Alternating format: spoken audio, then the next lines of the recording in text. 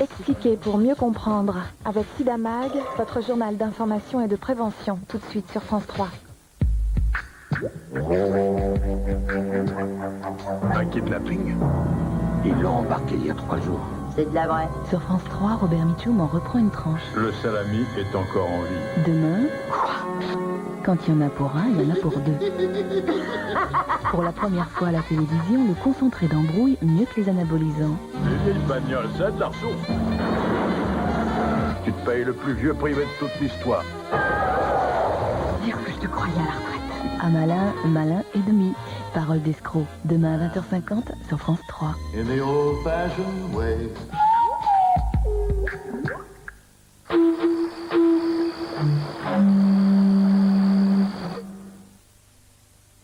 Salut. Alors, toi aussi tu fais la course pour le produit de l'année? C'est parti. Aïe aïe. Avec ma tête pivotante, je passe vraiment partout.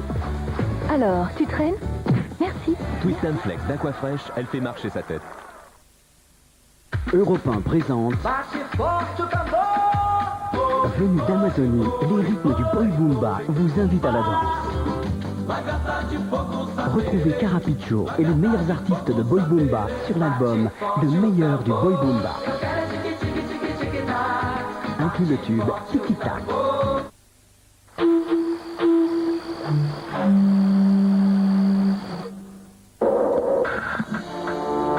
France 3, avec Monsieur Bricolage, partenaire de votre soirée, vous donne rendez-vous. Faut que tu libères la chambre. C'est une blague. C'est des salades qui se passent entre mecs et j'y comprends rien. Michel Pfeffer ne fait pas qu'attirer les ennuis. Elle les provoque aussi. Mike, est-ce que vous avez envie de sortir avec moi? Sa vraie nature se révèle au contact de la mafia. Encore un peu de ketchup.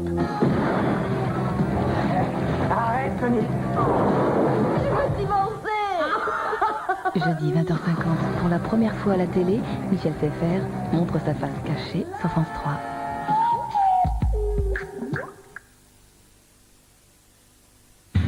Quelquefois, même si je reste en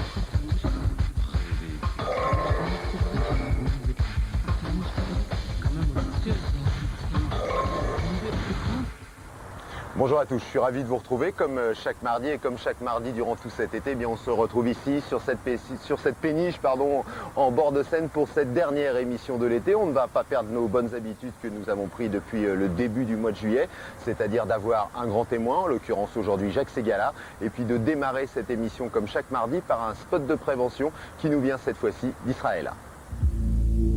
סליחה, אתה יודע שבכל פעם שאתה שוכב עם החברה שלך, אתה שוכב עם החבר שלה לשעבר, ועם החברה של החבר שלה לשעבר, ועם החבר של החברה שלה לשעבר, ועם החברה של החבר של החברה של החבר שלה לשעבר.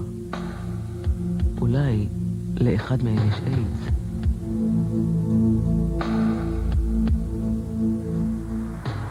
Spot de prévention donc israélien, Jacques Ségala, bonjour. Bonjour. Bienvenue. Je voudrais déjà tout de suite avoir une réaction de votre part. Je vais essayer de traduire un peu pour les Français parce que je découvre le spot, mais je n'avais entendu parler en Israël. Je crois que le texte dit pensez au sida. Faites attention au sida. Le spot est incantatoire puisque ça se termine par une sorte de grande religion, de ferveur dans la lutte contre le sida. Ce spot un peu basique. La publicité israélienne d'ailleurs elle est encore à ses débuts, donc elle balbutie dans cette lutte-là comme dans ces spots de grande consommation. Ce qui est formidable, c'est que le spot existe, qui dise carrément les choses et qui montre un préservatif qui, même si c'est la moindre des choses, n'a pas toujours fait partie des communications du sida. Qu'est-ce que vous pensez justement de nos spots français, de toutes ces campagnes qui sont orchestrées soit par des pouvoirs publics, soit par des associations? Il y a eu deux grandes époques. Il y a avant 93 et après 93. Avant 93, les campagnes étaient plutôt des campagnes politically correctes et efficacement totalement incorrectes. Parce que finalement les ministres de la santé successifs se faisaient plaisir, ils étaient très démagos et ils n'ont jamais osé attaquer de front le problème. Alors il y avait deux types de campagnes, des campagnes qui montraient l'efficacité du préservatif et puis des campagnes d'insertion. tout ça n'a pas vraiment bien marché. Et puis en 93, Douste Blazy est le ministre de la Santé, ça sera d'ailleurs un très bon ministre de la Santé, avec Simone Veil, et il décide une rupture, il change d'agence. Il va chercher une agence française qui s'appelle Australie, qui ose, pour une première fois, d'abord montrer pour la première fois en direct comment on mettait un préservatif, ce qui n'avait jamais été en France, ça sera le scandale. La base, enfin, il fallait commencer par là, surtout pour les jeunes. Et puis surtout, s'attaquer aux situations à risque. Et dire, il y a l'homosexualité, elle est là, il y a la bisexualité, elle est là, et puis il y a surtout la seringue, et de montrer la seringue. Et cette campagne va être très très très efficace. De nombreux invités que j'ai eus durant tout cet été ont fait référence à la technique anglaise. Certains parlent de violence, d'autres d'hyper-réalisme. Vous, le spécialiste, vous pensez que ça pourrait convenir au public français? Oui, moi j'ai toujours été contre. Alors, ça a démarré dans les années 80 en Angleterre, surtout en Australie. Le spot qui a déferlé sur le monde entier est un spot australien où on voit la mort qui fauche comme ça les malades les uns après les autres. Et maintenant il est prouvé qu'il n'y a pas eu d'efficacité escomptée. Moi j'ai ma thèse, je ne sais pas si elle est bonne, je crois que la publicité est marchande de bonheur. Donc il faut l'utiliser avant tout, puisque finalement le seul remède aujourd'hui qu'on ait contre cette saloperie, c'est la communication. Mais il faut la laisser être marchande de bonheur, ou en tout cas marchande de faits, expliquer les choses. Et d'ailleurs nous entrons dans une société d'information, et le consommateur veut de plus en plus être informé sur tout, et encore plus lorsqu'il s'agit de son avenir, de sa santé ou de celle de ses enfants. Vous semblez avoir des avis bien, ce qui est pas plus mal d'ailleurs, des avis bien arrêtés par rapport au sida, par rapport à tout ce qu'on peut faire autour. Non, j'ai pas d'avis arrêté sur le sida, c'est un drame qui nous est tombé sur la tête, et puis on est tous là incapables de réagir. J'en ai un peu sur mon métier, mais ça n'engage que moi. Mais moi je voulais vous parler, je sais que vous avez en tout cas un avis bien arrêté sur ce qu'on pourrait appeler les grandes messes médiatiques, à l'image du SIDAction. Oui, alors moi je ne voudrais pas remuer le couteau dans la plaie, je suis contre SIDAction. Je suis tout ce qui peut faire avancer la lutte contre le sida. Chaque fois que je peux m'engager dedans, offrir des campagnes gratuites, je suis toujours le premier à le faire, je le ferai jusqu'à la dernière goutte de mon sang. Je pense que ces grandes messes démagogiques qui donnent la parole au public, qui en abusent, comme ça s'est passé au dernier SIDAction, sont très négatives pour l'image de ceux qui sont touchés par cette maladie.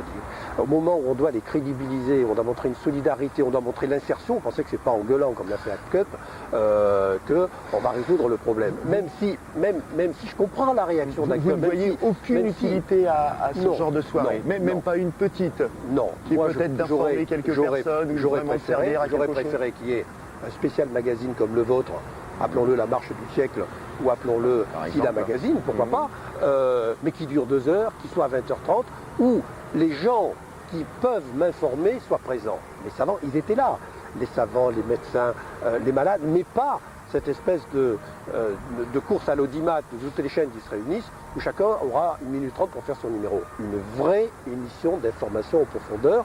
Le problème du sida est un pur problème de prévention, donc un pur problème d'information, et il ne faut pas en faire de la téléspectacle, de même qu'il ne faut pas en faire dans la publicité, de la publicité spectacle.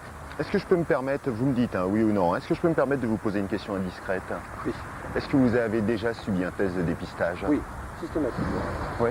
Me sens pourtant à l'abri. D'abord, je crois qu'il faut le faire, ne serait-ce que pour l'exemple, je le fais pour mes enfants. Bon, mais j'avoue que comme tout le monde, je tremble chaque fois un peu. Vous avez eu cette angoisse qui est bon, il y a cette angoisse. Mais je crois que ça devrait être obligatoire. Donc si les gens comme moi ne donnent pas l'exemple, alors qui le fera? Et je le fais ostensiblement, et je ne dis pas que j'affiche mes résultats, parce que ce serait malheureux, mais au contraire, je veux que déjà mes enfants le sachent, et qu'autour de moi on le sache, et qu'à l'agence on le sache. Eh bien justement, je vous propose maintenant de mieux comprendre ce qu'est un test de dépistage avec Sandra Joson.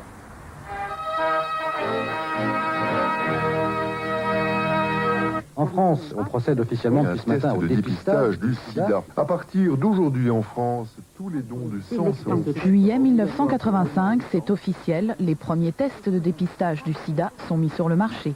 Depuis lors, en laboratoire médical ou dans un centre de dépistage anonyme et gratuit, une simple prise de sang suffit pour faire un test. Le test VIH détecte les anticorps qui sont produits par l'organisme en réponse à l'infection. Donc ne détecte pas le virus, mais les anticorps. Pour capter ces anticorps dans le sérum des patients, On utilise pour ça 2 types de tests. Les tests ELISA, qui sont des tests quantitatifs, qui vont capter ces anticorps, on va quantifier le signal.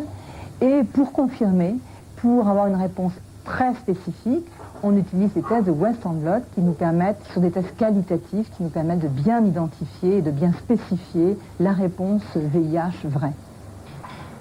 Le test s'effectue en 2 temps. Une première technique, l'ELISA, va détecter la présence d'anticorps anti-VIH dans le sang. Le résultat est négatif, la personne est séronégative. Le résultat est positif ou douteux. On passe alors à un deuxième test dit de confirmation, le Western blot. Ce n'est qu'en fonction des résultats de ce second test qu'une personne sera dite séronégative, non infectée ou séropositive, infectée par le virus.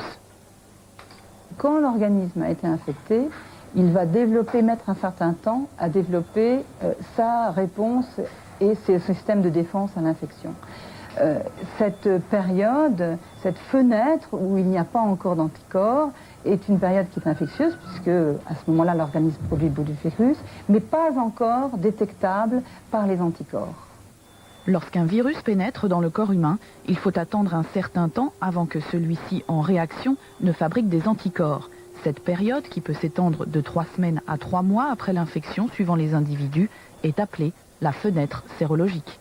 C'est précisément en raison de cette absence d'anticorps en début d'infection qu'il est nécessaire pour une personne qui viendrait de prendre un risque d'attendre 3 mois avant de faire le test. Actuellement, on a des outils sérologiques d'excellente qualité et en France, tout s'est organisé de façon que l'on surveille très régulièrement la qualité des tests, de façon à choisir très régulièrement les meilleurs et laisser sur le marché que les tests de très bonne fiabilité. Pour la fiabilité et la qualité, une constante évaluation des tests en France est assurée depuis 10 ans par l'Agence du médicament associée à des groupes d'experts. Aucune homologation n'est donc possible aujourd'hui pour un test qui ne répondrait pas aux critères très stricts de sensibilité et de spécificité d'usage. On a évolué et on a envie de dire aux gens, vous savez, plus tôt vous connaîtrez votre séropositivité, mieux vous serez soigné. Donc la démarche vers le test est une démarche très positive et il faut l'aider. Il faut quand même qu'on réfléchisse qu'est-ce qui peut aider à cette démarche vers le test. Explication donc sur les tests de dépistage grâce à Sandra Joson. Qu'est-ce qui peut aider à aller vers les tests? L'information, ce que vous venez de faire. Ouais. Peut-être demain la publicité, elle ne fait pas si mal. Et surtout, je crois que tous les gens qui ont un peu de rayonnement, qui sont écoutés, qui sont regardés, doivent le faire ostensiblement. Je crois aussi qu'il faut exiger dans les familles que les jeunes des 17-18 ans le fassent systématiquement. Moi je prends mes enfants par le bras et je les amène de gré ou de force chaque année se faire dépister. Je crois que vous avez quelques chiffres là sur des résultats, sur des études. On est toujours qui un peu parues. pessimiste. Hein. Oui. Il y a quand même tout d'un coup un peu d'espoir qui se lève. On a été très maladroit les 10 premières années dans la communication face à ce mal, et puis tout d'un coup les choses vont mieux. Sur les multipartenaires, c'est-à-dire les gens qui ont au moins 2 partenaires qui sont vraiment les gens à risque, on s'aperçoit qu'en 92, il n'y avait que 41% des femmes qui utilisaient le préservatif. En 94, on passe de 41% à 78%. C'est un chiffre énorme. Pas sur l'ensemble de la population, uniquement sur les multipartenaires. Sur les hommes, on passe de 65% à 74%. Et on voit que les campagnes d'été, ce n'est pas que la publicité, c'est tout l'ensemble de l'effort qui est mené. Que les campagnes d'été ont une véritable efficacité parce que sur les hommes et les femmes, il n'y a que 26% en totalité, c'est quand même qui est très peu, qui mettent des préservatifs au mois d'avril. Et au mois d'août, il y en a 32%. C'est-à-dire qu'à la sortie des vacances, quand il y a toute l'information, on est passé quand même de 26% à 32%. Et sur les jeunes, c'est certainement le point le plus important, on passe de 50% à 64%. Donc on va y arriver. C'est-à-dire qu'on évolue vers une maladie qui va devenir une maladie chronique.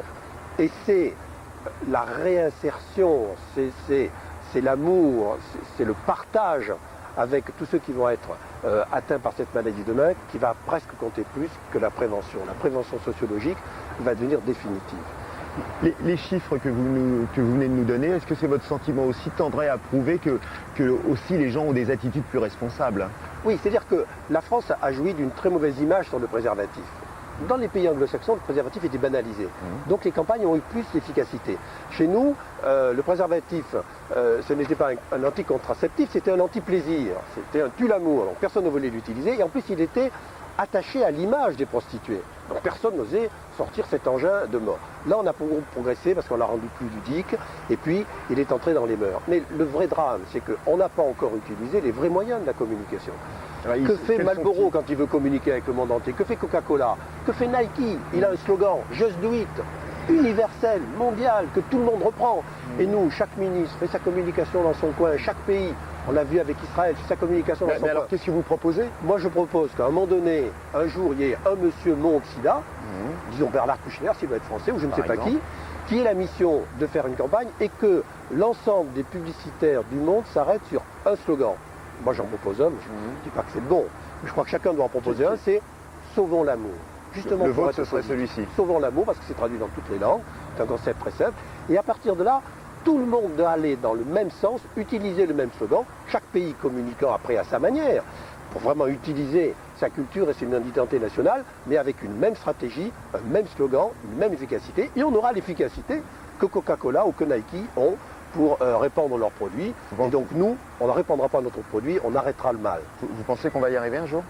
Je crois pas. Je crois que les gouvernements sont ainsi faits qu'on n'arrivera jamais à une campagne mondiale du sida, mais ça c'est criminel. C'est des milliers et des milliers de morts qui s'annoncent parce qu'on n'est pas capable d'utiliser le meilleur de la communication, c'est-à-dire sa mondialisation. Ça me rend ivre de rage. Ivre de rage. Ça se voit en tout cas. Vous le faites bien transpirer, si je puis me permettre l'expression. Jacques Séguéla, merci beaucoup. On avait prévu aussi de diffuser un spot qui était le spot Vivre, justement réalisé par RSCG, une agence que vous connaissez un petit peu, j'imagine, qui était à l'initiative de France Télévisions. On n'aura malheureusement pas le temps de diffuser. Je voulais quand même vous remercier d'avoir accepté moi, je vous félicite pour notre invitation. Merci beaucoup. Ça vaut beaucoup. toutes les publicités du monde. C'est gentil. Merci beaucoup. J'espère que vous aurez encore une fois passé un bon moment en notre compagnie. Je vais vous souhaiter de bonnes fins de vacances. Cette série d'émissions spécialité s'achève. On se retrouvera dès la semaine prochaine dans la nouvelle grille de rentrée de notre chaîne. Au revoir à tous et merci encore. Et merci pour le compliment.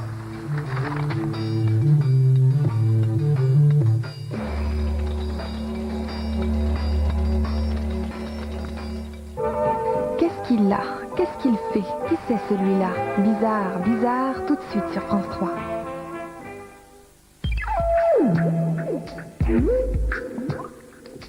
Un siècle d'écrivains. Mais qu'est-ce que vous voulez tous faire ici, les gosses? Moi, j'attends ma fiancée. Et vous, qu'attendez-vous pour découvrir Marcel Aimé?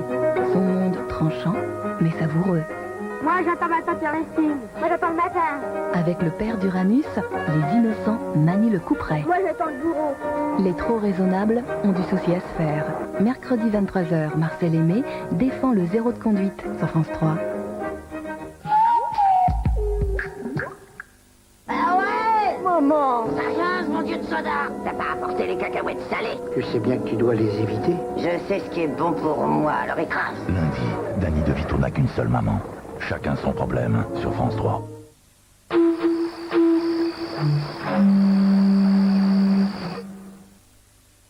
Employés, cadres, dirigeants, avant qu'il ne soit trop tard, vérifiez la santé de votre entreprise sur Minitel 3617 Vérif.